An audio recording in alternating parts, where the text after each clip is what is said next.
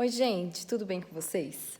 Seguinte, na aula passada, a gente falou aí sobre o projeto de texto. Então, para quem não assistiu o vídeo, assista, tá?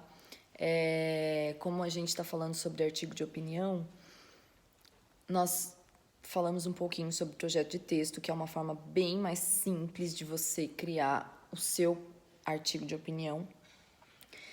E você faz o seu esqueletinho, já deixa ele praticamente pronto para transformá-lo em artigo, tá? Nessa aula, que é uma continuação daquela, eu quero falar um pouco para vocês em como transformar esse esqueleto do projeto em artigo, certo? Então, primeiro a gente vai ver a estrutura do artigo de opinião, que, como eu já expliquei, nada mais é do que você apresentar a sua opinião sobre algo relevante para a sociedade e argumentar, né, tentar convencer quem está lendo o seu artigo de que você está certo sobre aquilo que você está falando, tá? Esse é o principal objetivo do artigo de opinião, persuadir, tá? Então, é fazer a pessoa que está lendo acreditar que você está certo naquilo que você escreveu e na ideia que você defende, certo?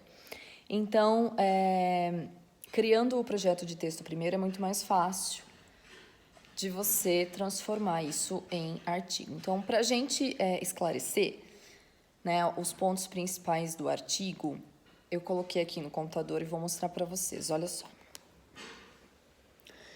O seu título, né? Você tem que ter um título. Esse título, ele deve ser chamativo, porque a pessoa que está lendo o seu texto, geralmente ela vai começar a ler esse texto pelo título, né? Então, se ela não gostar do título, se o título não for interessante, provavelmente ela nem vai ler seu texto. Imaginem que você está escrevendo um artigo para um jornal ou uma revista, né? Ou até mesmo para o vestibular. Aí tem aluno que diz assim, ai, professora, mas no vestibular, né, tem alguns vestibulares que não exigem o título. Gente, como é que você não vai me colocar um título no seu texto? Se isso vai te ajudar a convencer quem está lendo de que você está certo, de que aquele seu texto é legal. Então, assim, coloca título. Coloca título, independente se o vestibular exige ou não, tá? Então, o título deve ser chamativo. E, geralmente, a gente escreve o título depois que já escreveu o artigo, tá? Porque ele tem que ter a ver com o que você desenvolveu ali. Primeiro parágrafo do artigo, gente, é o parágrafo de introdução. Então, ele vai ter que ter uma contextualização, uma apresentação, tá? Daquilo que você vai falar. E, geralmente, é nesse primeiro parágrafo que você coloca a sua tese, tá? Então, lá no seu projeto, você fez a tese, lembra? A gente tinha falado sobre variações linguísticas, né? Esse era o tema. Então, você criou sua tese sobre isso, estava lá no seu projeto, e é no primeiro parágrafo do artigo que você vai colocar a sua tese, tá? Ai, professora, então eu começo meu texto escrevendo a tese? Não. Você precisa contextualizar sobre o que é que você está falando. Então, a pessoa que vai ler o seu artigo, ela tem que saber do que você está falando, tá? Então, por exemplo, atualmente vivemos problemas no mundo, né? Isso seria uma introdução de um assunto aí, sei lá. Mas seria isso a contextualização, tá? Você não vai falar, neste texto eu vou falar sobre. Não é isso, tá, gente? É muito bom escrever, inclusive, sempre em terceira pessoa. A sociedade, as pessoas, nunca, né? É bem preferível assim. Você deixa, lógico, na hora de colocar o seu ponto, né? Tipo, acredito que, creio que, tudo bem. Mas tomem cuidado, tá? Porque isso faz a gente colocar expressões que não vão ficar legais no texto. Essas, como eu falei agora, né? Então, você vai apresentar seu texto na contextualização, em vez de você falar no geral, você fala, eu vou falar sobre variações linguísticas. Não, tá? Vai ficar um texto infantil. Então, geralmente, se a gente colocar sempre em terceira pessoa, a gente não erra isso. Então, no primeiro parágrafo do seu artigo, você vai contextualizar. Você apresenta, né, sobre o que vai ser falado. Então, no caso de variações linguísticas, você vai apresentar isso. Né? No Brasil ou no mundo existem diversas formas de se falar, de se expressar. Isso é contextualizar. A pessoa que vai ler o seu texto, ela vai entender do que você está falando, tá?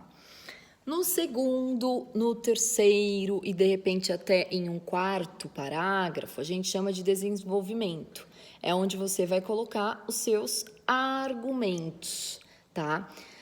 Você já tem todos os seus argumentos no projeto de texto.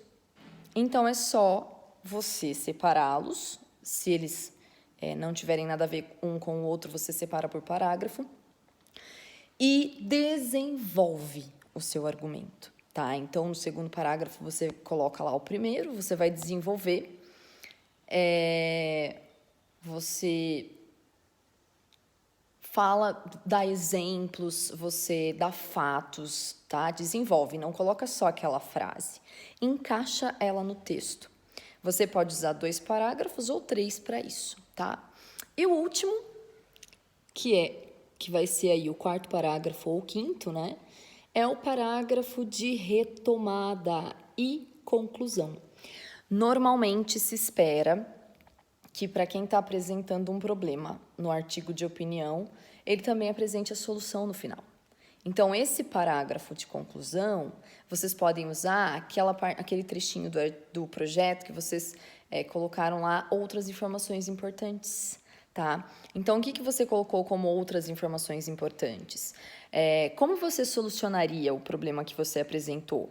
O que teria que acontecer no mundo para essa situação, se for uma situação ruim, não voltar a acontecer, tá? Pense em uma solução para o problema apresentado. O que melhoraria essa situação? E, geralmente, a gente retoma também um pouquinho do que foi tratado antes, tá? Então, essa é a estrutura do artigo. Nada mais é do que você transformar o seu projeto, né, numa estrutura de texto mesmo, certo? Então, assim, se você tem o projeto, é muito mais fácil de você passar para o texto, porque é só acompanhar pelo esqueleto do projeto, ir transformando isso em parágrafo, ir desenvolvendo o seu texto, certo? Eu acredito que dessa forma vai ajudar muito mais vocês, ok? Então é isso, pessoal. Espero os artigos de vocês. Um beijo!